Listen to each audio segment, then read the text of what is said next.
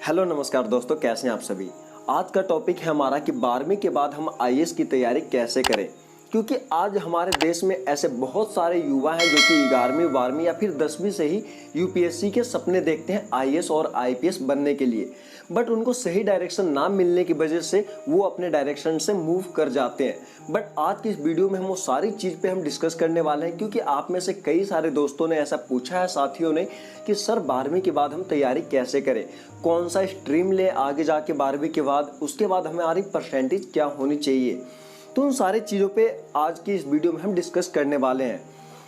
तो चलिए आइए स्टार्ट करते हैं अपने इस वीडियो को। अगर वीडियो पसंद आए तो आप हमारे इस वीडियो को लाइक जरूर करना, ओके। तो चलिए आइए जानते हैं इसके बारे में। अगर आप अभी 12वीं में हैं तो उसके बाद आपकी स्ट्रेटेजी क्या होनी चाहिए आईएएस की तैयारी करने के लिए, सिविल सर्विस एग्जाम देने के लिए। तो उसके लिए चलिए आइए बात करते हैं और जानते हैं पूरी इंफॉर्मेशन को बड़े ही आराम से और क्लियर शब्दों में। तो सबसे पहले जब आप 12वीं पास करते हैं तो उसके बाद आपको जो है ग्रेजुएशन करना जरूरी है सिविल सर्विस एग्जाम देने के लिए। ग्रेजुएशन आप किसी भी स्ट्रीम से कर सकते हैं, अगर आप चाहें तो आर्ट्स, कॉमर्स, साइंस। कहा जाए तो आपको जो सब्जेक्ट पसंद है उससे आप अपने ग्रेजुएशन को पहले कंप्लीट कीजिए। जैसे आप ग्रेजुएशन कंप्लीट कर लेते हैं या फिर अगर आप फाइनल ईयर में भी हैं तब भी आप जो है सिविल सर्विस एग्जाम के लिए आवेदन कर सकते हैं, ठीक है। तो आप अपने सब्जेक्ट के हिसाब से अपने जो है स्ट्रीम को सिलेक्ट कीजिए और अपने बैचलर डिग्री को क्लियर कीजिए। अब बात करते हैं कि आप अपने ग्रेजुएशन टाइम से ही अपने यूपीएससी की तैयारी स्टार्ट कर दीजिए, क्योंकि ग्रेजुएशन में जो है आपका एक ऑप्शनल सब्जेक्ट आता है जिसमें कि आपका जो सबसे बढ़िया सब्जेक्ट है उसका एक आपका एग्जाम लिया जाता है। तो आप ग्रेजुएशन टाइम में ही आप अपना एक ऐसा सब्जेक्ट सेलेक्ट करें जिसमें कि आपको महारत हासिल हो, जिसमें पूछे जाने वाले किसी भी सवाल का जवाब आप बड़े ही आसानी से दे सकें। उसके बाद बात रही हमारी सिविल सर्विस एग्जाम को क्लियर कैसे करना है और कितने एग्जाम होते हैं। तो सिविल सर्विस एग्जाम जो है आपके 3 चरणों में होता है, जिसमें सबसे पहला आता है आपका प्रीलियम एग्जाम। इसे आपको क्लियर करना जरूरी है। जैसे आप प्रीलियम क्लियर करते हैं तो उसके बाद ही आप मेंस एग्जाम में बैठ पाएंगे, और जैसे आप मेन क्लियर कर लेते हैं उसके बाद आपका इंटरव्यू होता है।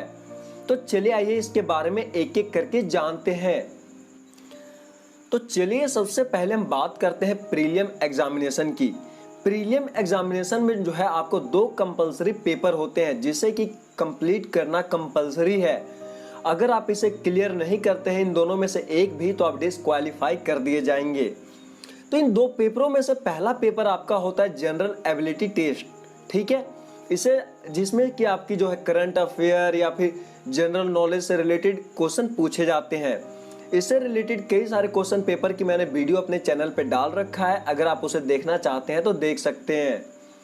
सेकेंड पेपर आपका होता है सिविल सर्विस एप्टीट्यूड टेस्ट, जिसे कि हम सीसेट कहते हैं। उसके बाद जैसे ही आप जो सवाल अपने एग्जाम को क्लियर, हमारा सेकेंड एग्जाम है मेंस एग्जाम। आईएएस में जो है आपके मेंस एग्जाम को 2 भागों में बांटा गया है, जिसमें पहला आपका क्वालिफाइंग एग्जाम होता है और दूसरा मेरिट एग्जाम, जिससे कि आपकी मेरिट बनती है आईएएस के फाइनल में।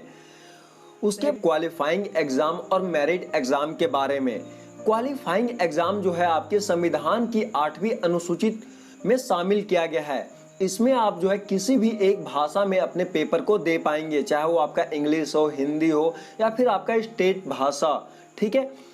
क्वालिफाइंग एग्जाम में आपके 2 पेपर लिए जाते हैं जो कि 300 मार्क्स का होता है, ठीक है। उसके बाद आपका अगला आता है मेरिट एग्जाम। मेरिट एग्जाम में आपको जो है 7 पेपर देने हैं और सारे एग्जाम जो है आपके 250 मार्क्स का होता है। यहाँ पे जो है आपको टोटल 1750 अंक के पेपर लिए जाते हैं आप सभी से। अगर बात करूं मैं टाइमिंग की तो आपको यहाँ पे पूरा टाइम दिया जाता है, 3.5 घंटे का आपका यहाँ पे एग्जाम का जो है टाइम दिया जाता है। इसी में जो है आपकी मेरिट जो है सिलेक्ट होता है कि आप किस लेवल के लिए एलिजिबल हैं, आईएएस, आईपीएस, आईएफएस या फिर ग्रेड ए, ग्रेड बी। उसके बाद जब आप इन एग्जामों को क्लियर कर लेते हैं उसके बाद आप फाइनली आपको देना होता है इंटरव्यू। उसके बाद आप सभी को इंटरव्यू के लिए बुलाया जाता है और आपकी जो है इंटरव्यू एलिजिबिलिटी के ऊपर, जी हाँ, इंटरव्यू एलिजिबिलिटी, इसका मतलब आप किसी भी डिसीजन या फिर किसी भी फैसले को लेने में कितना सक्षम है, उस तरह के आपसे सवाल पूछे जाते हैं और उसके बाद आपको आपकी रैंक दिया जाता है आईएएस, आईपीएस और आईएफएस, जिसके के लिए आप एलिजिबल हैं। तो दोस्तों, ये था आज का हमारा वीडियो जिसमें कि मैंने आपको बताया कि 12वीं के बाद आप कैसे तैयारी करेंगे और कितने एग्जाम है और क्या आपकी स्ट्रेटेजी होनी चाहिए। अगर वीडियो पसंद आई हो तो लाइक करना और अपने दोस्तों के साथ शेयर करना, ताकि उनको भी पता चल सके कि 12वीं के बाद उनकी एग्जाम स्ट्रेटेजी